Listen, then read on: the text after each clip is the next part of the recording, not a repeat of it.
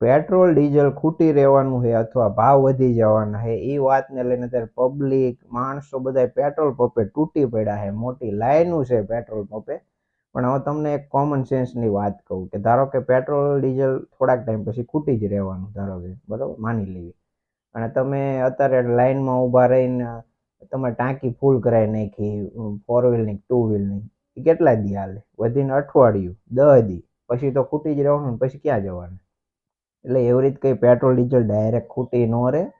ખોટી આવી અફવામાં આવશો નહીં. તમે એમ જ તમારે 2-3 દી પેટ્રોલ ડીઝલ હાલે એવું હોય ને તમે આજે લાઈનમાં ઊભા રહીને તમે આવી રીતે કૃત્રિમ અછત ઊભી કરશો માર્કેટમાં, બજારનો નિયમ છે તમે માંગ વધારશો એટલે ઓટોમેટિક એ વસ્તુની ઘટ થવાની જ છે.